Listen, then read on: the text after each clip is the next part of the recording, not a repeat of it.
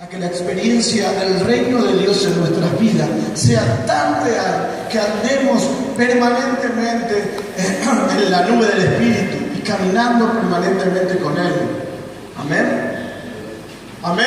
Amén. Vamos, así no se me duerme. Bueno, gloria a Dios. Vamos a hablar acerca de una de las llaves para que venga la bendición a tu vida. ¿Cuántos quieren ser bendecidos en esta noche? Amén. Bueno, una de las llaves que abre la bendición para nuestra vida es la obediencia. Así que vamos a comenzar por leer un versículo bíblico, el Salmo 111:10. Vamos a ver en qué versión estamos parados, pero igual es gráfica, cualquiera de las dos estaría bien.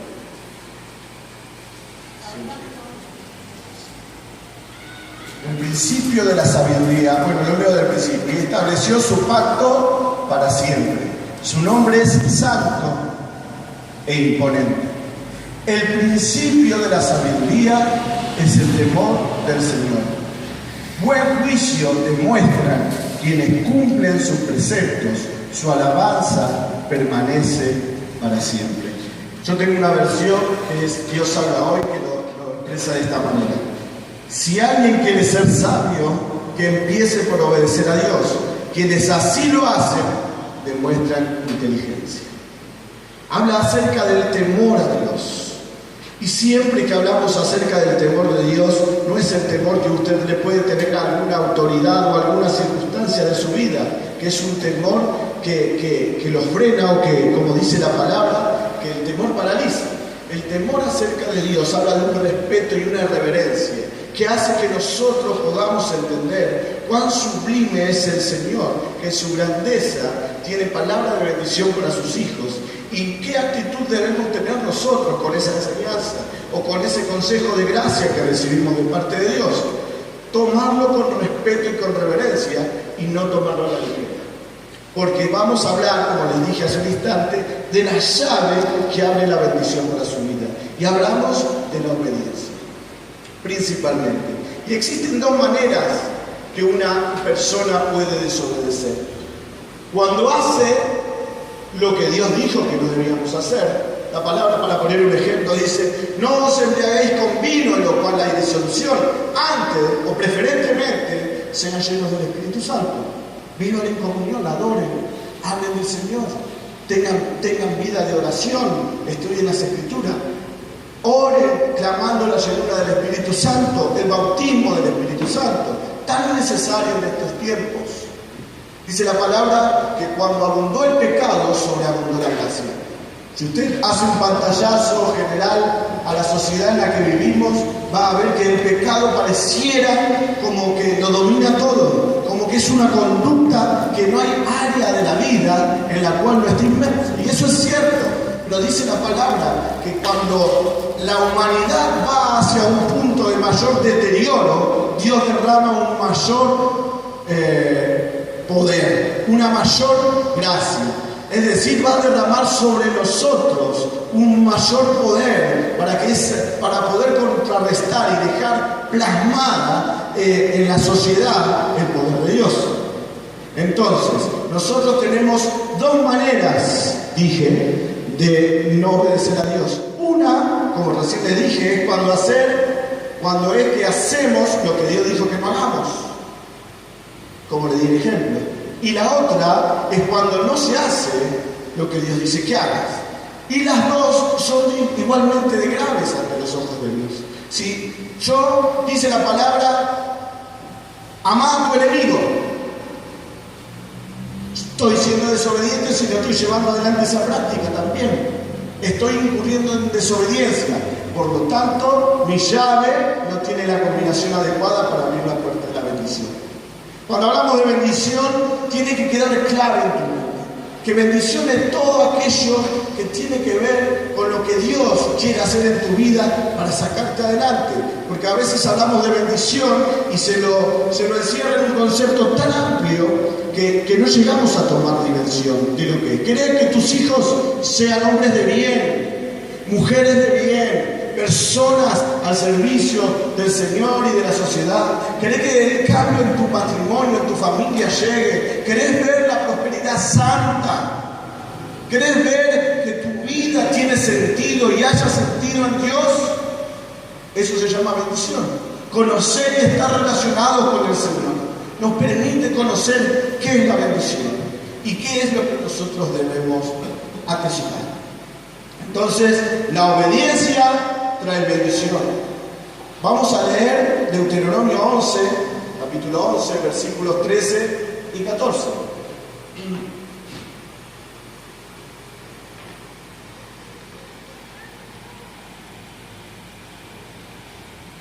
Si ustedes obedecen fielmente los mandamientos que hoy les doy, y si aman al Señor su Dios y le sirven con todo el corazón y con todo el alma, entonces se le enviará la lluvia oportuna sobre su tierra.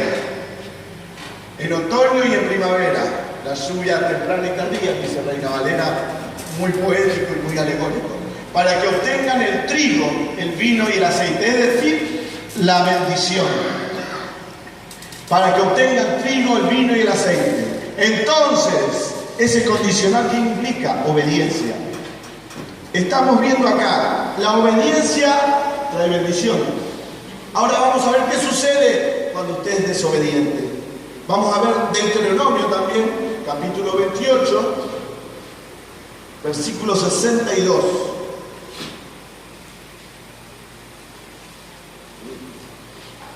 Ahí está. Y tú, que como pueblo fuiste tan numeroso como las estrellas del cielo, quedarás reducido a unos cuantos por no haber obedecido al Señor tu Dios. Vimos claramente, el camino de la obediencia conduce a la bendición y la desobediencia conduce a la reducción, a la maldición, a la falta de expectativa en tu vida, de crecimiento, de vivir una vida de calidad, una vida plena. La Biblia dice, yo pongo en tu mano hoy bendición y maldición. Nosotros somos los que debemos elegir qué queremos. Si queremos bendición, debemos ir por la llave que abre la bendición. Y esa llave es la obediencia. Esa es la llave que lo abre todo. Porque leímos en el primer versículo, dice, en principio, en primer lugar, usted tiene que tener temor del Señor. Si usted tiene temor del Señor, tiene una actitud obediente. Así que ahora vamos a ver un ejemplo puntual en la Biblia, un caso muy conocido, pero que tiene algunas facetas que me gustaría repasar con usted, que tiene que ver con la vida de Saúl, quien fue el primer rey de Israel. Y vamos a ver qué clase de desobediencia incurrió Saúl. Y al incurrir en esa desobediencia, ¿qué fue lo que terminó pasando con su vida? Para que podamos entender todos los matices y las facetas que tiene la desobediencia y que trae a nuestras vidas. Vamos a leer en primer lugar 15, 22, 23 de Primera de Samuel. La arreglé. Primera de Samuel 15, 22 y 23, y nos habla acerca del tipo de obediencia que a Dios le agrada. Del tipo de obediencia que a Dios le agrada. Porque hay una obediencia que no está de acuerdo a la voluntad del Señor. Samuel respondió y dijo, le preguntó a Saúl, ¿qué le agrada más al Señor? ¿Que se le ofrezcan holocaustos y sacrificios o que se obedezca lo que Él dice? El obedecer vale más que el sacrificio y el prestar atención más que la grasa de carneros. Dije 22, ¿no? Son 23. La rebeldía es tan grave como la adivinación y la arrogancia como el pecado de la idolatría. Y como tú has rechazado la palabra del Señor, Él te ha rechazado como rey. Vamos. El Antiguo Testamento tiene una particularidad. Lo dice en Hebreos, si usted no lo busque, yo se lo voy a leer acá. Bueno, pongámoslo, Hebreos 10.1. Para que usted pueda entender un poquito, permítame que me explaye un segundo sobre este tema. El Antiguo Testamento tiene la particularidad que es un reflejo de nuestra vida espiritual. Esto lo hemos explicado muchas veces, pero quizás algunos no lo conozcan aún. Cuando habla de Egipto, de la esclavitud del pueblo de Israel en Egipto, habla aplicado a la actualidad de nuestra vida espiritual. Cuando nosotros estábamos sin el Señor, dice la Biblia que estamos en Egipto, es decir, estamos en la esclavitud. Nuestros ojos espirituales no estaban abiertos. Velos que teníamos no nos permitían ver la realidad espiritual, no la comprendíamos, no la captábamos, no sabíamos de que había una lucha contra principados, potestades, huestes espirituales de maldad, no sabíamos que la oración tiene poder, de que desconocíamos eso, porque no habíamos nacido a la vida espiritual, estábamos muertos, dice la Biblia, en nuestros delitos y pecados. Esa era nuestra condición antes de conocer al Señor. Pero si usted puede ver, dice que la ley, o sea, el Antiguo Testamento, nos habla de modo físico lo que hoy nosotros vivimos de modo espiritual. Por eso acá dice la ley, que es básicamente la ley de Moisés, es solo una sombra de los bienes venideros y no la presencia misma de estas realidades. ¿Por qué le hago esta aclaración? Porque cuando leímos, si volvemos ahora, un poco complejo, pero si volvemos a 1 Samuel 15, 22, 23, dice, en el 23, dice al final, más la grasa de los corneros, versículo siguiente, si usted ve al final, dice, el que ha rechazado por cornero. La palabra en la actualidad del Nuevo Testamento dice que nosotros somos reyes y sacerdotes. Entonces la obediencia tiene que ver con ser desechados por nuestra actitud y por nuestra desobediencia de la bendición de Dios. Nos perdemos y somos apartados de esa bendición y de esa condición de reyes y sacerdotes, de ese lugar de dignidad en el cual el Señor te quiere poner. Por eso cuando la mujer adúltera se presenta delante del Señor, el Señor le dice, vete y no peques más. Porque nosotros nos bajamos muchas veces de ese lugar de dignidad en el que Dios nos quiere poner. El enemigo nos quiere llevar de nuevo a la inmundicia. No nos quiere que nos acerquemos a esa santidad que hoy tanto proclamábamos. Él nos quiere llevar de nuevo al lugar de integridad, donde vos te sientas triste con tu condición, te sientas triste con los actos que llevas a cabo, con tu forma de ser y con tu conducta. Pero ¿sabe qué placentero es andar en santidad delante del Señor? ¡Qué bien se siente uno! El cristiano lógicamente peca, como muchas veces lo hemos dicho, pero eventualmente, en momentos de tentación y de momentos difíciles de su vida, eventualmente cae en pecado. Pero está el Espíritu Santo que produce una tristeza interior que te conduce al arrepentimiento. Por eso es necesario que nosotros estemos en comunión con el Espíritu Santo. Que si caemos en pecado podamos recurrir a nuestro abogado, porque la Biblia declara que abogado tenemos delante del Padre. Y no bajarnos de nuestra situación de dignidad, de reyes y sacerdotes. Ese es el lugar donde Dios te pone. Él te da nueva vestidura, dice la palabra. Ropas blancas de santidad. Pero nosotros pareciera ser que, como dijo Pablo, lo que no quiero eso hago. Y termino cayendo y luchando contra mi interior. Porque, como dice la palabra, la carne es contra el espíritu. Y se da esa lucha interna. Pero debemos ser fortalecidos en el hombre interior por medio del Espíritu Santo para estar a la altura de las circunstancias, al honor que nos fue dado, a esas nuevas vestiduras que Dios te da. Dios te cambia las ropas, dice, cuando venís del mundo y del pecado, a la nueva relación con el Señor. Y nosotros a veces nos queremos quitar esas ropas. Y no queremos marchar en la santidad y en la dignidad, y en lugar de autosatisfacción, al saberte santo delante de Dios, por gracia, no para que te la creas, digamos. Porque la santidad también es un regalo, es una bendición para tu vida. Pero qué placentero es vivirla, qué placentero es sentirla, qué placentero es poner la cabeza en la almohada y decir, estoy en paz con vos, Señor. Las bendiciones que vos prometés en la palabra están al caer, porque esas son tus promesas, y tu palabra y tus promesas son certeras. Dios no es hijo de hombre para mentir.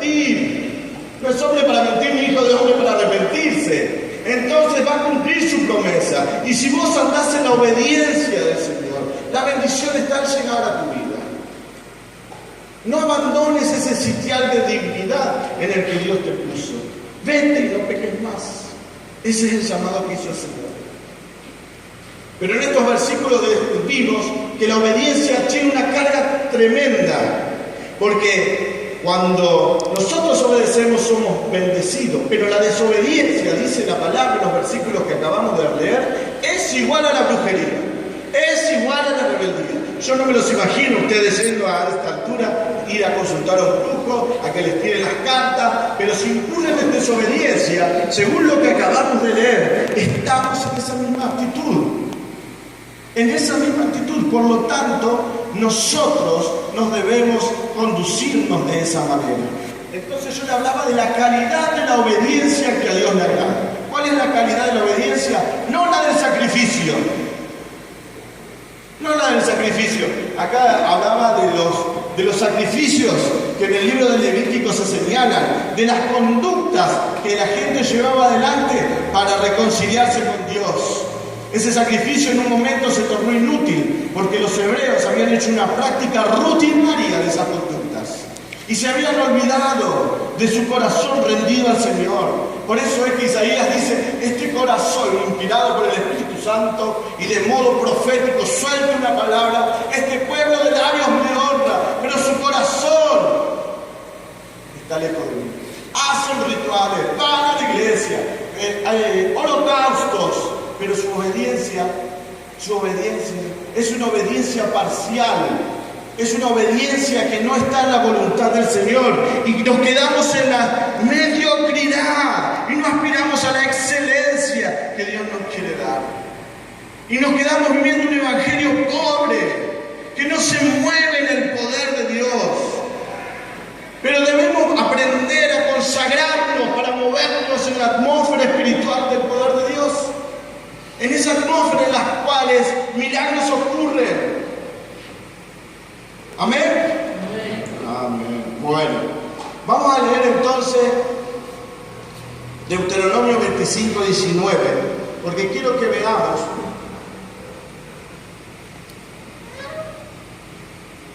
un caso bíblico de desobediencia de principio a fin, para ver cómo es que transcurre la desobediencia.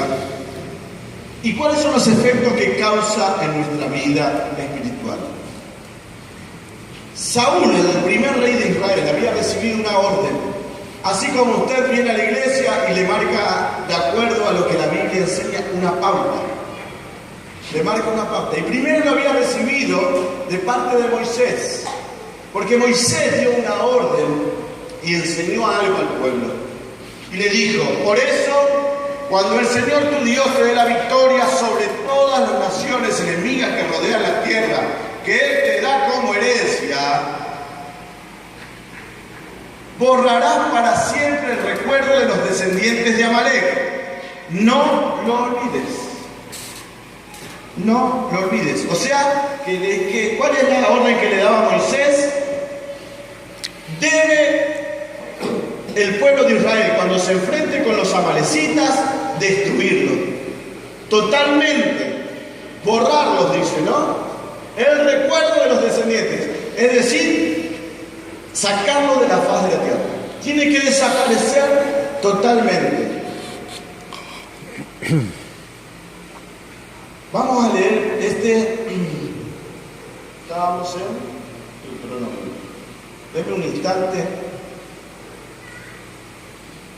Así yo les puedo explicar algo que es sumamente importante. Acuérdate de lo que hizo Amalek. Vamos al versículo 17. ¿Por qué Dios le da una orden así, no? De que los haga desaparecer. Estamos hablando de una nación, de un pueblo. Y Dios le dice, a esos los tenés que hacer desaparecer. Y usted cuando lee la historia de Samuel, le parece un poco duro. Ahora lo vamos a leer en un instante. Porque Dios le da por medio del profeta Samuel a Saúl la orden de que cuando enfrente a los amalecitas destruya todo lo que encuentra. Y en ese todo había hombres, mujeres, niños. Y usted lo lee así, descontextualizado, y dice, qué duro esto, ¿no? Pero si no lo entiende espiritualmente, recuerde, el Antiguo Testamento nos habla de lo que nosotros espiritualmente vivimos. Lo que en aquel tiempo era una realidad física, palpable, real, que se veía. Hoy es una enseñanza espiritual que por el Espíritu Santo, cuando usted empieza a tener comunión con el Espíritu Santo, le es revelada, le es entendida. El Espíritu Santo hace que usted comprenda las Escrituras. Entonces, yo voy a leerte el 17. ¿Cómo fue la orden que le dice a Moisés? Porque hay algo acá que me llamó la atención y que me gusta. Versículo 17 dice: recuerda lo que te hicieron los amalecitas, después que saliste de Egipto. Vamos a tratar de entenderlo espiritualmente. ¿Cómo se aplicaría esto a su vida? ¿Cuándo usted salió de Egipto? Cuando acepta al Señor Jesucristo en su corazón, sale de la tierra de esclavitud. La esclavitud en aquel tiempo eran trabajos forzados, trabajaban permanentemente, morían mientras desarrollaban esas tareas. Eran esclavos de Egipto, es decir, de las prácticas del mundo. En la actualidad, nosotros, cuando Dios nos habla, ustedes fueron libres de esa esclavitud pasada en la que vivieron. Dice: recuerda lo que te hicieron los amalecitas después de que saliste de Egipto. Es decir, aplicado a su vida espiritual, cuando usted se convierte al Señor, salió y empezó a dar los primeros pasos. ¿Y qué pasó? Versículo siguiente. Cuando estabas cansado y fatigado, salieron a tu encuentro y atacaron por la espalda a todos los rezagados. Los rezagados no tuvieron temor de Dios. Eso hicieron los amalecitas. Posteriormente usted entiende, por tanto, dice, versículo 19, por eso cuando el Señor tu Dios te da la victoria sobre todas las naciones enemigas que rodean la tierra, que Él te da como herencia, borrará para siempre el recuerdo de los descendientes de Amalek. No lo olvides. Ese es el versículo que leímos hace un instante. Es decir, yo te voy a sacar del mundo, de ese lugar de sufrimiento, de esclavitud. Te voy a llevar a una relación conmigo, en la cual vas a estar en el primer amor, pero en ese momento van a venir los amalecitas. El amalecita es un espíritu, el espíritu de Amalek es un espíritu que pretende dar corte al crecimiento espiritual. De los recién convertidos, pero ahora vamos a ver que también atenta contra el crecimiento en general. Quiere frenar el proceso espiritual que Dios ha iniciado en un lugar. Gloria a Dios que nosotros tenemos al Todopoderoso. Si yo estoy con ustedes, ¿quién? Contra nosotros, ¿no? Si Él está conmigo, ¿quién contra nosotros?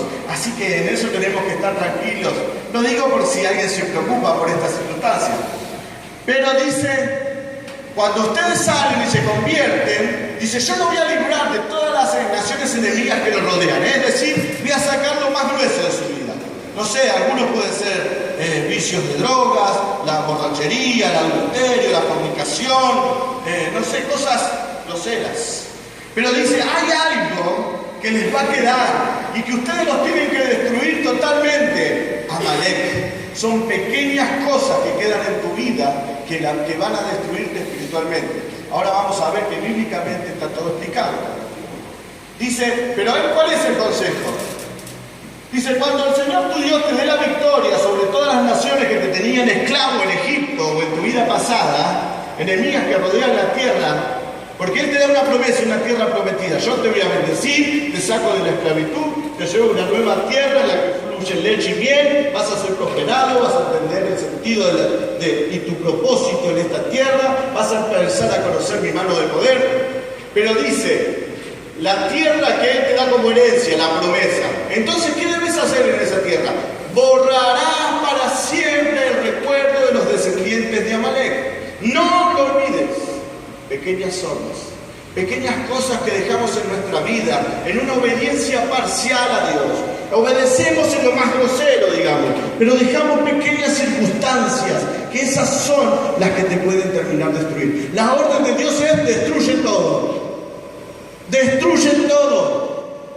No te quedes coqueteando con ese Amalek de tu vida, con esas cosas pequeñas. No te quedes ahí viendo, bueno, esto me lo dejo porque me gusta. Y ahora lo vamos a ver con mayor detenimiento.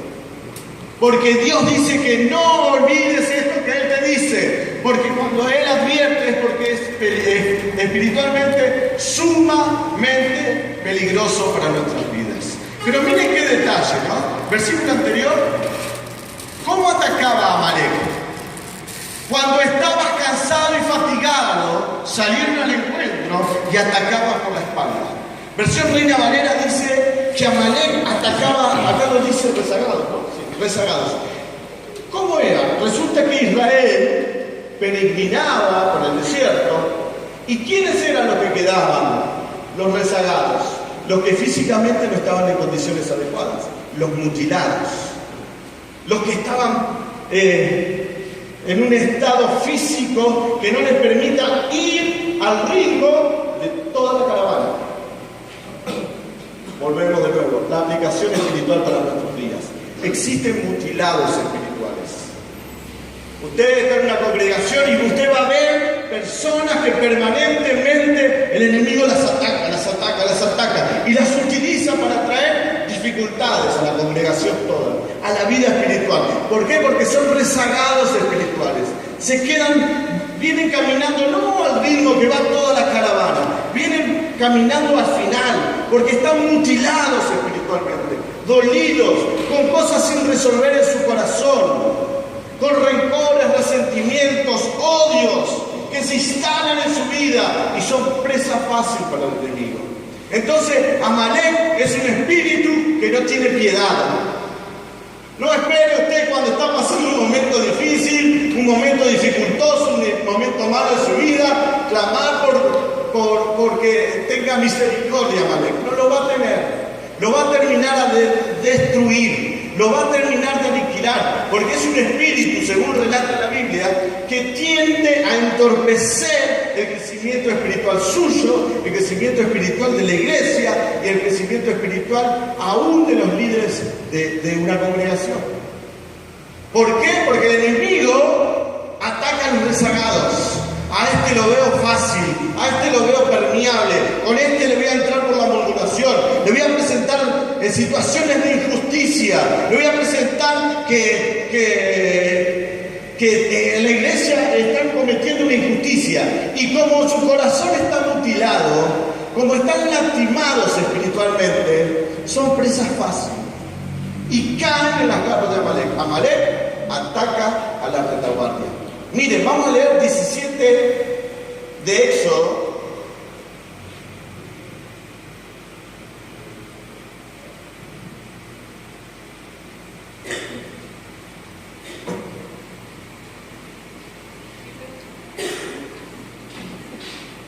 Versículos 8, después vamos a leer del 11 al 16. Yo les leí recién y hacía mención a que Moisés dice, ¿se acuerdan cómo nos enfrentaron los amalecitas? Habla de esta pelea que tuvieron. Entonces vino Amalek y peleó contra Israel en Refidim. Versículo 9. Bueno, vamos al 11 para no extendernos demasiado. Y sucedía que cuando alzaba Moisés sus manos, Israel prevalecía. Mas cuando él bajaba su mano, prevalecía Amalek. Versículo siguiente. Y las manos de Moisés se cansaban, por lo que tomaron una piedra y lo pusieron debajo de él. Y se sentó sobre ella. Y Aarón y Hur sostenían sus manos, el uno de un lado y el otro del otro lado. Así hubo en sus manos firmeza hasta que se puso el sol. Y Josué deshizo a Amalek y su pueblo a filo de espada. Sigamos hasta el 16. Y Jehová dijo a Moisés, escribe esto para memoria en un libro, y di a Josué que raeré del todo la memoria de Amalek de debajo del cielo. Versículo siguiente.